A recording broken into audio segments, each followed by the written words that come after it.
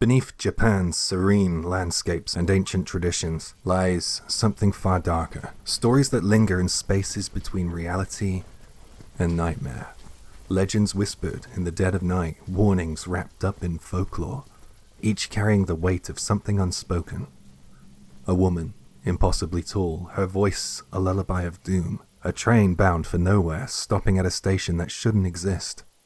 A question that appears on your screen, one you must never answer. A secret so horrific it has been buried beneath layers of silence. And the fate of those abandoned to the mountains, left to vanish like mist. These are urban legends from Japan you may not have heard. Please like, share, subscribe. Here's the bells.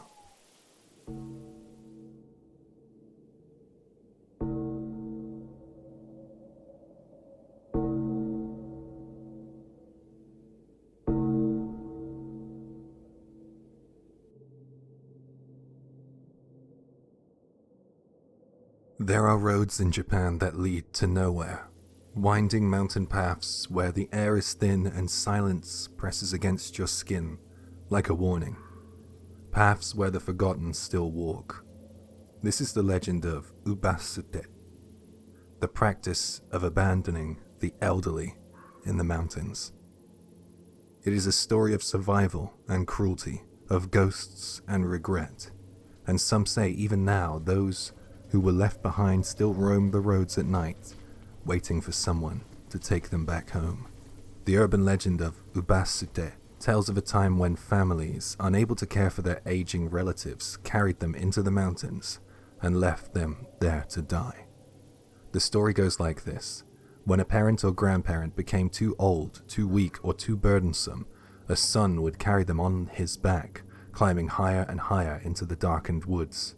When they reached a place far from the village, where no one could hear their cries, they would set them down and walk away. The elderly, abandoned and alone, would often starve, freeze, or disappear into the shadows of the forest.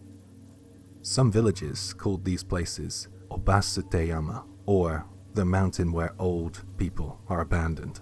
Many say that in certain areas you can still hear their voices calling out in the wind.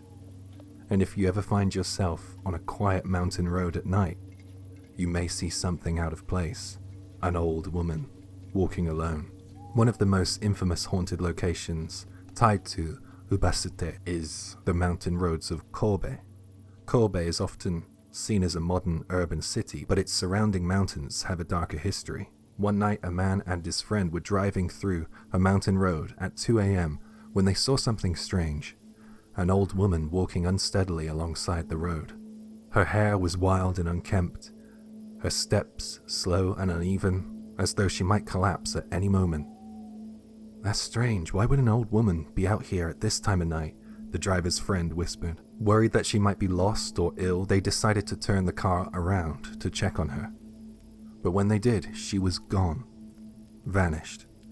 The woman had been walking slowly, far too slowly to simply have disappeared into the darkness. Even if she had run, it would have been impossible for her to escape their headlights in mere seconds. Later they learned the truth. That mountain had once been an Ubasute site, a place where in ancient times families abandoned their elderly to die. And even today some say the spirits of those left behind still walk the roads at night in Kobe. While Ubasute is often regarded as a myth or an exaggerated legend, history tells us a darker story, the reality of elder abandonment in Japan. During periods of famine and hardships, particularly in the Edo period, 1603 to 1868, and earlier, families in rural Japan struggled to survive. The winters were harsh, food was scarce, every grain of rice counted. Some families had too many mouths to feed, and elderly relatives who could no longer work were seen as burdens. In some regions, a form of population control called mabiki was practiced, where infants and the elderly were abandoned in order to save resources for the stronger family members. One of the most infamous historical famines, the Great Tenmei Famine from 1782 to 1788, led to cases where starving villagers abandoned the weak simply because they had no other choice. While there is no concrete proof that widespread Ubasute was practiced, there are oral traditions and local records suggesting that in the worst of times, some villagers truly did leave their elderly in the mountains. And whether or not it's common practice, the fear of being abandoned in old age left deep scars on Japanese folklore, scars that manifest in ghost stories still told today. It is said that in the mountains where Ubasute was once practiced, the spirits of the forsaken can still linger. Hikers and drivers tell stories of frail old women walking alone at night, like the one in Kobe, sometimes waving for help, sometimes simply staring. Unnatural chills in the summer heat, as if something unseen is watching. Soft, shuffling footsteps behind you, but when you turn around there's no one there. One legend says that if you stop to help the old woman, she will climb into your car silently, but when you look in the rearview mirror, she's gone. And sometimes when drivers pass by without stopping, they hear a whisper in their ear. "Why did you leave me behind?" The most famous Ubasute story is one of a son who couldn't let go. This is one of the oldest folk tales about a devoted son who was ordered to abandon his mother. As he carried her deep into the mountains, she began breaking branches and dropping twigs behind them. Confused, he asked, "Mother, why are you breaking the branches?" His mother smiled gently and said, "So that you can find your way back, my son." Even as she was being abandoned, she still thought of him. Overcome with guilt, the son refused to leave her behind. Instead, he returned home, choosing to defy his village and care for his mother until the end of her days. This tale was passed down as a lesson, reminding future generations that even in hardship, humanity must not be abandoned. Though Ubasute is no longer practiced, its themes of abandonment and neglect still exist in modern Japan. Elder isolation. Many elderly in Japan live alone, sometimes forgotten by society. Kodokushi, or lonely deaths. Elderly people who die alone. Their bodies are often undiscovered for weeks. Mysterious deaths in the mountains.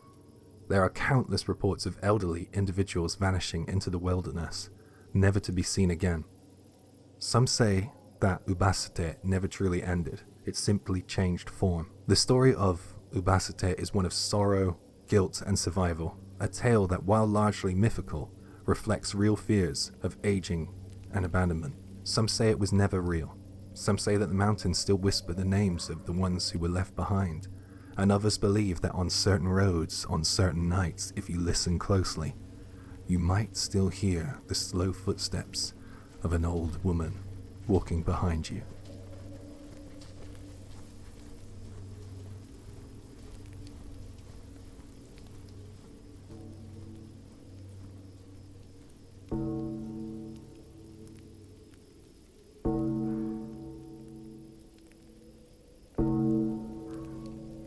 The Sameshima Incident is one of Japan's most enduring internet urban legends, a story that persists because of not what it reveals, but because of what it refuses to say.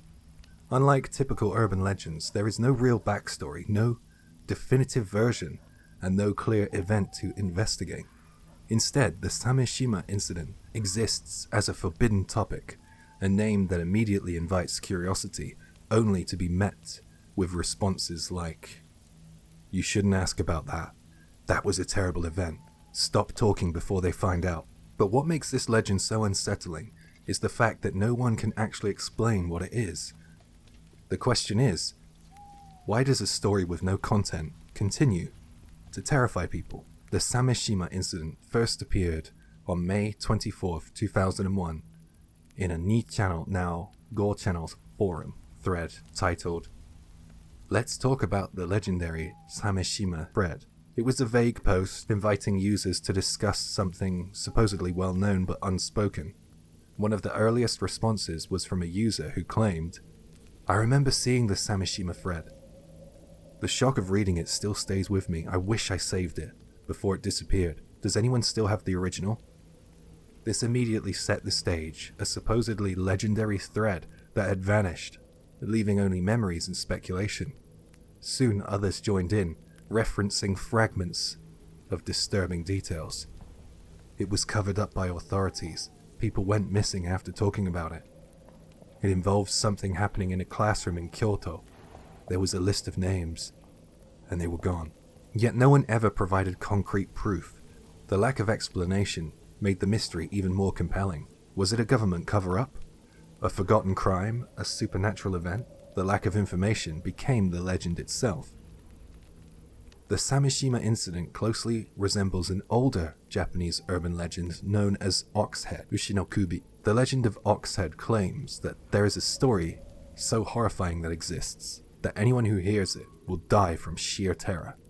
However, no one actually knows what the story is about, because supposedly all who have heard it are dead. It's a self-perpetuating horror concept. The very act of not knowing is what makes it disturbing. The Sameshima Incident operates in a similar way. When people search for it, they're met with warnings. I can't talk about this. The post keeps disappearing. That's something you shouldn't ask about. This leads to the psychological illusion that there must be something hidden, when in reality, there was never anything to hide. Was there ever a real Sameshima Incident? Well, the short answer in my opinion is no. However, over time, users on Ni-channel and other internet forums began inventing new theories to explain what the Sameshima Incident could have been. Some of the most common fake backstories include a mass murder cover-up. A small town called Sameshima Village was supposedly wiped off the map. After a horrific event, officials erased its existence, but those who remember it know the truth. A school tragedy in Kyoto. A student named Sameshima was bullied to the point of snapping, leading to an incident that schools refused to discuss. The government allegedly silenced those involved. A hacker's revenge. A user named Sameshima was bullied online. After taking their own life, their ghost began haunting the internet, corrupting files and crashing computers. A supernatural encounter. A group of friends went to an isolated island known as Sameshima. Shima is the word for island in Japanese. Only one returned, and their last message was, "I'm still here." Each of these theories was created long after the original 2001 thread, proving that the Sameshima Incident was never a real incident, just a brilliantly crafted internet hoax. One of the most effective aspects of this urban legend is the claim that all original threads were deleted. In reality, this is false. Old Ni-channel threads automatically expire and get removed unless archived. However, users began interpreting the missing threads as proof of censorship. This led to conspiracy theories such as Ni-channel was forced to erase discussions of it, journalists who have tried to investigate disappear, archived records of the thread keep vanishing. These claims fueled the legend further, making it feel like a forbidden truth, when in reality, it was an expired joke thread. Even after 20 years, the Sameshima Incident refuses to die. It has evolved into modern versions, including a corrupted Wikipedia page. Some say that any Wikipedia page about Sameshima gets mysteriously deleted. A haunted AI conversation, a belief that if you type in Sameshima into AI chatbots, they respond strangely or refuse to answer. Dark web rumors. Some claim that the real details are hidden on secret forums buried in the dark web. Just like the original 2001 hoax, these are deliberate fabrications designed to extend the legacy of its legend into new generations of internet horror fans. Despite being completely fabricated, the Sameshima Incident remains one of Japan's most long-term online horror myths. It's a perfect example of the power of forbidden knowledge. The more people are told not to ask, the more they want to know. The missing information illusion, the absence of details creating a sense of mystery, the internet's ability to sustain myths. New generations rediscover it and keep the cycle going. In the end, the Sameshima Incident is not about what happened. It's about how people reacted to the idea of a lost, hidden truth. Perhaps it was never real at all. Just an elaborate hoax, like I've said. Or perhaps the truth was successfully wiped from history, leaving behind only echoes of those who try to remember. Those who look into these things. Either way, there's one thing I think we can all agree on. It's this. You really shouldn't go looking into it or talk about it.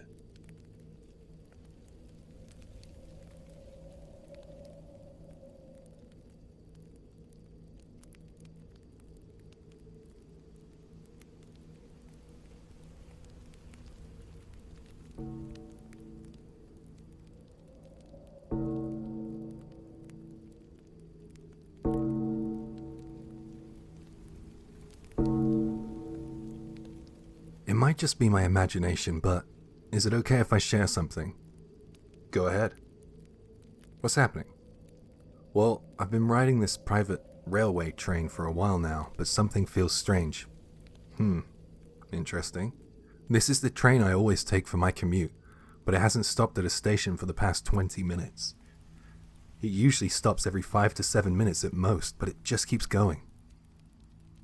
There are 5 other passengers besides me, but they're all asleep. Isn't it just a different type of train, like an express or a limited stop service? Is it a rapid train? It's possible that I got on the wrong train like you guys are saying. I'll wait a little longer and see what happens. If it still seems weird, I'll ask again for advice. You should go check the conductor's car at the end of the train. If the driver has had some kind of seizure, that would be really bad. You need to check. It doesn't seem like it's going to stop, so I'll go take a look. The conductor's compartment had its blinds down over the windows. I couldn't see inside. I knocked, but there was no response. The train line I'm on is a private railway in Shizuoka Prefecture. Try knocking the window again. I tried knocking on the window, but no one responded. Right, Jay here. At this point, we realize OP's name is Hasumi.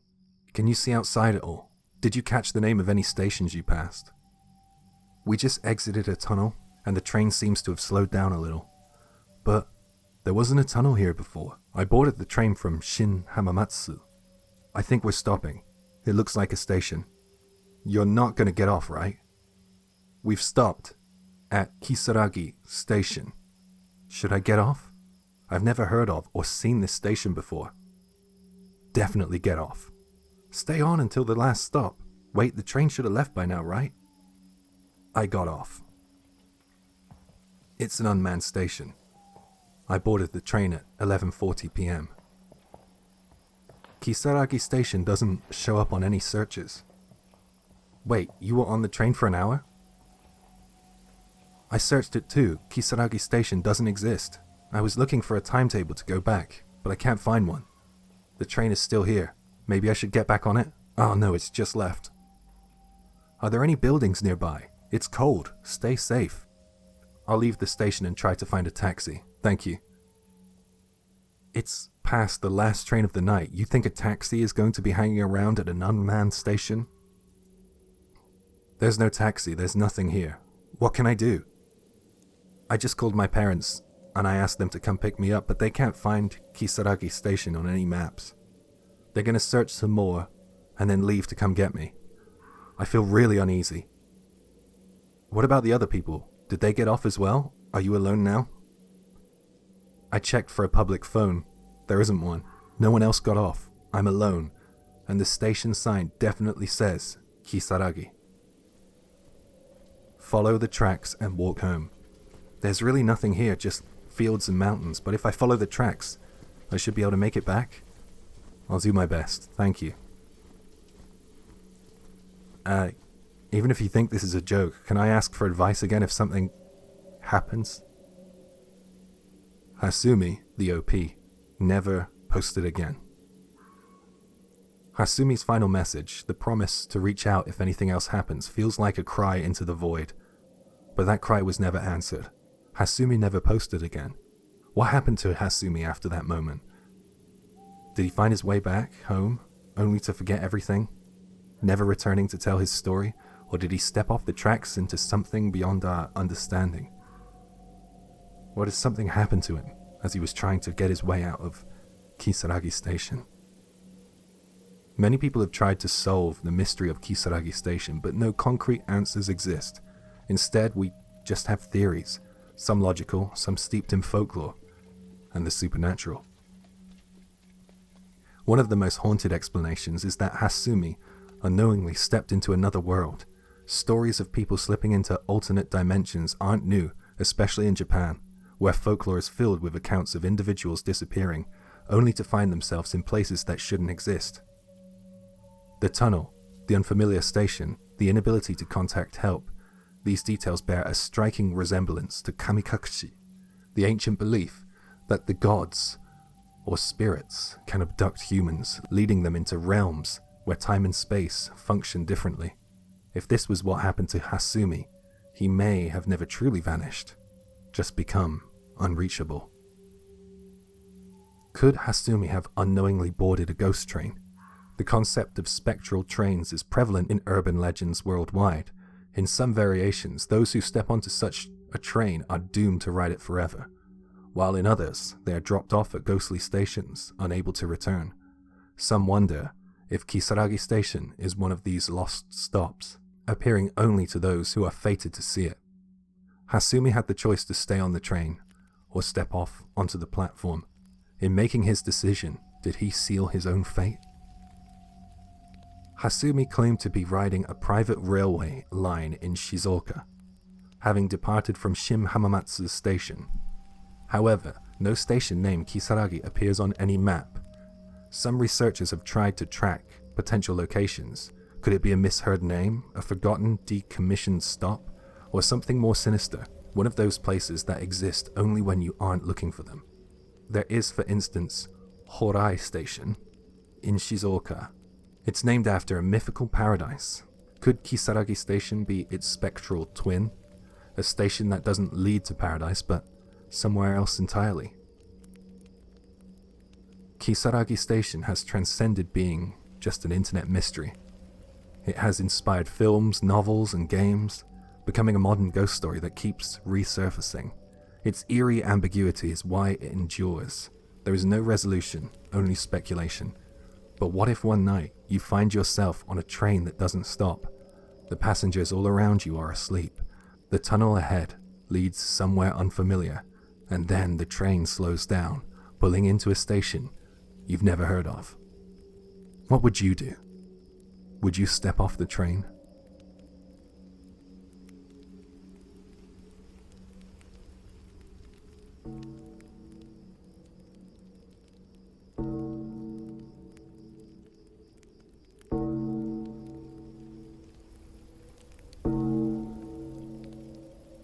It was the dead of night. Kenta, a university student who had been pulling an all-nighter to finish an assignment, was beginning to feel the weight of exhaustion settle in.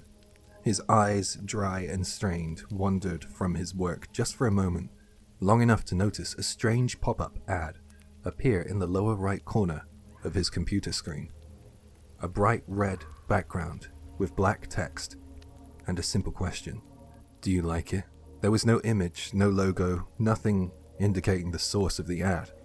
Kenta hesitated. It felt off, unnatural, but assuming it was some harmless internet prank, he clicked on it, curious rather than cautious. The screen flickered, and a new window opened. The same blood-red background, but now a child's voice, soft, eerie, and unnatural, asked, "Do you like the Red Room?" Kenta felt a slight chill run down his spine. Something about the voice, it felt too real. Brushing off the unease, he moved his cursor to close the window, but the button wouldn't respond. A deep sense of discomfort settled over him. He pressed Alt and F4, but nothing. He tried pulling up the task manager, but before he could react, a high-pitched, static noise exploded from his speakers. The screen glitched, flickered, then went completely red. As Kenta sat there frozen, paralyzed by confusion, he heard it. A whisper, right next to his ear. "Do you like the Red Room?" It was the same child's voice, but now it felt too close, too real. A cold, unmistakable presence pressed against the back of his neck. His breath caught. Something was right behind him. Slowly, hesitantly, he turned. There, standing in the dim glow of the screen, was a young girl. She wore a tattered dress, and her skin was deathly pale, almost translucent. Her eyes, or rather, where her eyes should have been, were nothing but black voids, hollow and endless, and yet she smiled, a wide, unnatural smile, as if her face had been stretched beyond its limits. Kenta's body locked up. He could barely force himself to breathe. In a voice barely above a whisper, he croaked, "I don't like it." The girl's smile widened, unnaturally, horrifically, splitting her pale face even further. Her expression darkened. Her already sickly complexion turned into an even more unnatural shade of white. The air in the room grew heavy. A thick, iron-like scent began to fill his nostrils, the unmistakable stench of blood. Something dripped. Kenta's gaze darted to the walls. Dark, red liquid, thick, viscous, was seeping from the cracks in the walls, pooling onto the floor. The air grew dense, suffocating. The girl tilted her head slightly, the black voids of her eyes staring into his soul. And then she whispered, "Liar."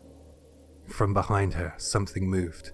A shadow, thick and shapeless, began extending from the darkness, creeping towards Kenta's feet. Before he could react, it lashed out, twisting like tendrils, and wrapped around his ankles. Panic surged through his body. He tried to move, to escape, to fight, but it was all useless. His limbs felt heavy, as if his body was no longer his own. The girl's grin widened further, the corners of her mouth tearing impossibly far, splitting her face. Then came the laugh, a sharp, piercing shriek of laughter directly into his ears, ringing through his skull like a siren. Kenta's eyes darted wildly around the room. On the walls where the red liquid had oozed out, countless bloody handprints now writhed, moving as if alive. The crimson flood thickened, rising higher, engulfing the floor like a rising tide of blood. It was no longer a room, it was a drowning chamber of blood. And then her voice came one last time, soft, yet absolute. "You will love the Red Room." The moment the words were spoken, everything collapsed into darkness. The next morning, Kenta's friend came to visit. Finding the door unlocked, he stepped inside, only to freeze in horror.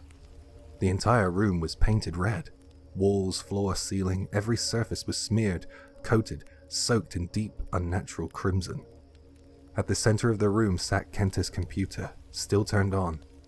The screen displayed a red background with text. "Do you like the Red Room?" But there was something different this time. Beneath the question, a new option had appeared. A single button. Yes. The Curse of the Red Room is one of Japan's most infamous internet legends. According to stories, it began as a mysterious pop-up, one that appears on the screens of late-night internet users, seemingly at random. The pop-up asks, "Do you like the Red Room?" And those who click on it are never heard from again. Their rooms are later discovered painted in red, and their computers remain on, displaying the same question, but with one only choice left to click. No one knows where the pop-up came from. No one knows how it spreads. But the stories remain. And somewhere, someone is staring at their screen right now, wondering, should they click? The Curse of the Red Room is a classic internet horror legend that combines haunted technology, psychological horror, and inescapable fate. Its origins can be traced back to early internet forums and flash animations from the late 1990s, but its influence has endured, becoming a staple of modern urban legends.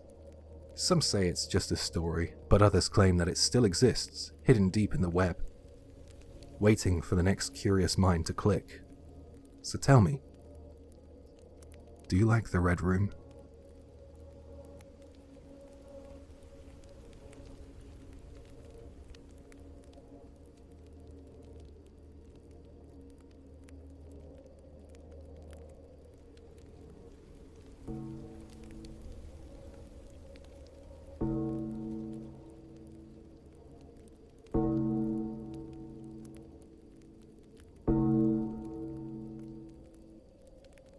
My father's family home is about a 2-hour drive from my house.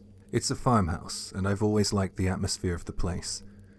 Once I got my motorcycle in high school, I would often visit during summer and winter breaks by myself. My grandfather and grandmother were always happy to see me. However, the last time I visited was just before I entered into my 3rd year of high school. That means I haven't been back in over 10 years. It's not that I chose not to go back. It's that I couldn't go back. And here's why. It was just at the start of spring break. The weather was nice, so I rode my motorcycle to my grandfather's house. It was still cold, but the veranda was warm and comfortable, so I relaxed there for a while. That's when I heard it.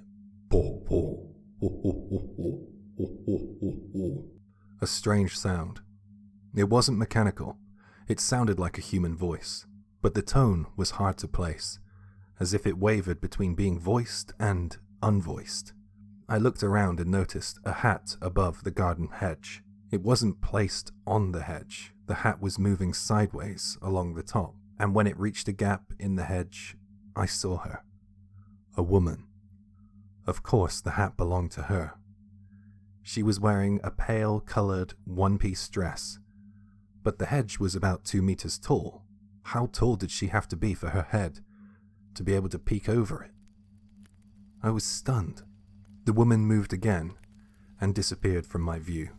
The hat was gone, too. And at some point, that sound had stopped. At the time, I thought she was just a very tall woman wearing thick platform boots, or maybe a tall man dressed as a woman.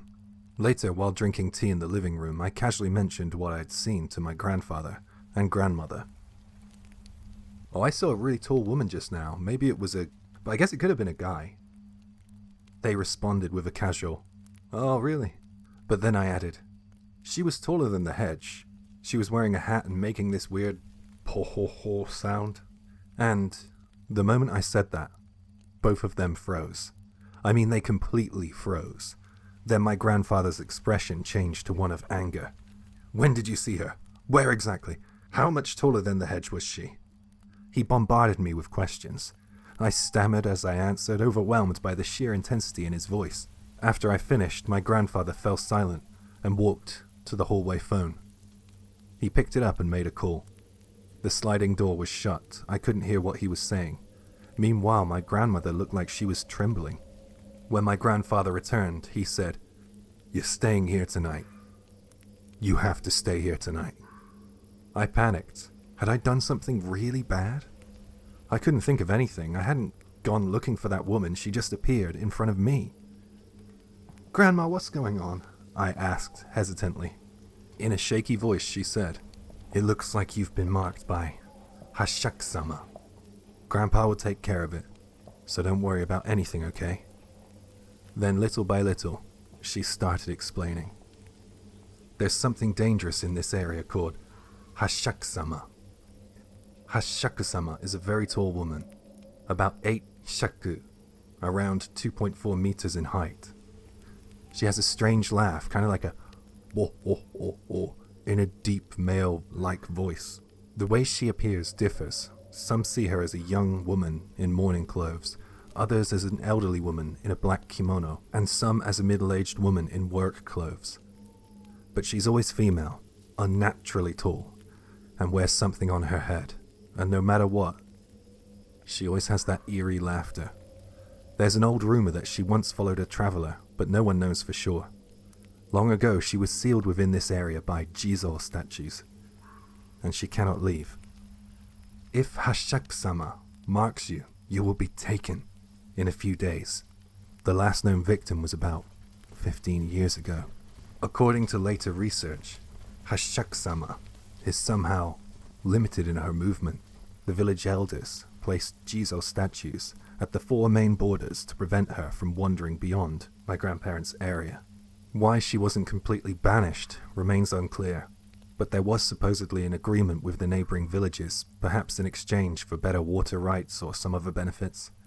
Her attacks only happen every few years, sometimes every decade or more. Maybe the people back then thought that it was an acceptable risk.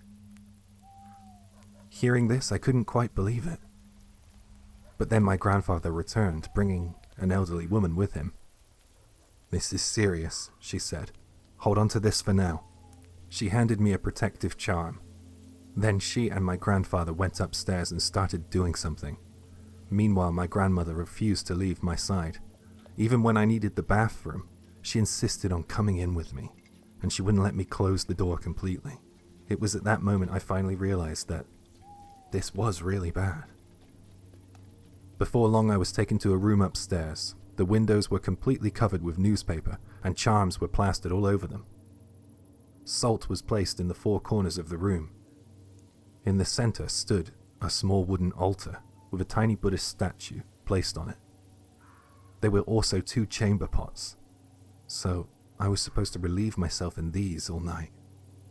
My grandfather spoke gravely. "Sunset is near. Listen carefully. Don't leave this room until morning. No matter what, do not open the door. Neither I nor your grandmother will call out to you. We will not speak to you. You are to stay inside until 7 a.m. At 7 you can leave." I nodded silently. "Keep the charm with you at all times," the elderly woman added. "And if anything happens, pray to the statue." I turned on the TV to distract myself, but I couldn't focus. My grandmother had given me some onigiri and snacks, but I had no appetite. All I could do was curl up in my futon, trembling. Somehow I fell asleep. When I woke up, the TV was showing a late-night program. I checked my watch. 1 a.m. Bad time to wake up, I thought. And then... knock, knock. Something lightly tapped against the window. A hand? I tried to convince myself that it was just the wind, but then... "Hey, you okay in there? If you're scared, you can come out now." It was my grandfather's voice. I almost walked to the door, but then I remembered. "We will not call out to you." A chill ran down my spine. That wasn't my grandfather. And then...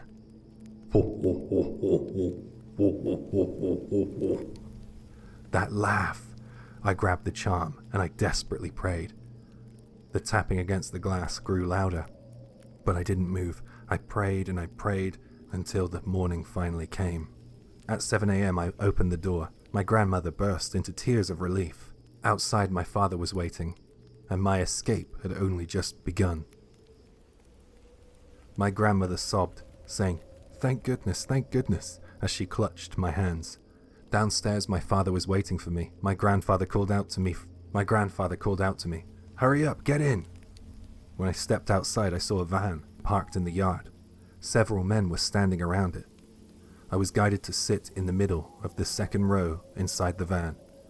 The elderly woman took the front passenger seat. The men from outside got in as well. There were 9 of us in total.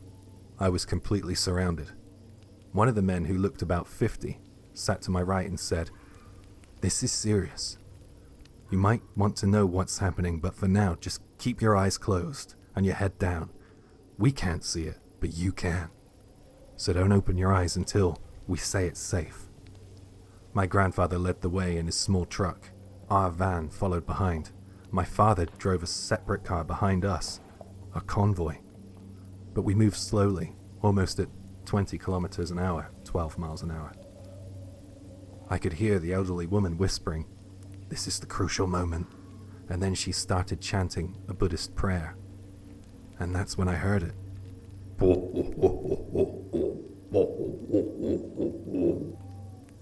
I clenched the protective charm and kept my head down, eyes shut, but for some reason I couldn't resist. I peeked through my eyelashes, and I saw white fabric. It was keeping pace with the van, a white one-piece dress. She was walking beside the van. Her head was above the window. I couldn't see her face, just the fabric of her dress moving as she walked. She then leaned down, as if trying to peer inside. A choked noise escaped my throat, and the man next to me snapped, "Don't look!" I squeezed my eyes shut and gripped the charm even harder. Knock, knock, knock. She was tapping the glass again. The men in the van made stifled sounds. Even though they couldn't see her, the knocking continued. The elderly woman's prayers grew louder. Then suddenly, silence. And the elderly woman finally said, "We've made it through." The men sighed in relief. We stopped at a wide section of the road. I was transferred to my father's car. My grandfather and father bowed deeply to the men. Then, the elderly woman approached me. "Show me the charm," she said. I looked down, and the charm I had been gripping all night had completely turned black. "It's probably fine for now, but just in case, keep this with you for a while." She handed me a new charm. Then my father and I drove home. A few days later, my motorcycle was delivered. My grandfather and some neighbors had gone to fetch it. That's when my father finally told me. "I knew about Hasshaku-sama," he admitted. "When I was a kid, one of my friends was taken by her. There were others too, people who had to move away because they were marked. The men in the van, I found out, were all my distant relatives. Every single one of them had some kind of blood connection to me. Even my grandfather at the front and my father at the back, they were part of the barrier. They surrounded me, so Hasshaku-sama wouldn't be able to tell which one was me. My uncle couldn't make it in time, so they gathered the nearest male relatives I had instead. And since night was more dangerous, they had me stay locked in a room until morning." My father then said something that chilled me to the bone. "Grandpa and I were ready to die in your place if necessary." After I got home, my grandfather called. "That night," I asked, "did you call out to me?" His answer was immediate. "I didn't say a word when you were locked in that room." I felt a cold shiver down my spine. Hasshaku-sama mainly targets children and young people. When you're scared and vulnerable and you hear a familiar voice calling you, it's too easy to fall for it. Years passed. I started to forget about that terrifying night, but then one day, I received a call from my grandmother. Her voice was shaking. "The Jizo statues sealing Hasshaku-sama, the one blocking the road to your house." My grandfather had passed away 2 years prior. I wasn't even allowed to attend his funeral. Before he became bedridden, he had strictly forbidden me from ever returning. "No matter what happens, don't let him come back here," he had told my grandmother. But I tell myself it's just a superstition. Something that doesn't really belong in the modern world, but deep down I can't shake the feeling that there's a chance I may hear that sound again. That deep laugh.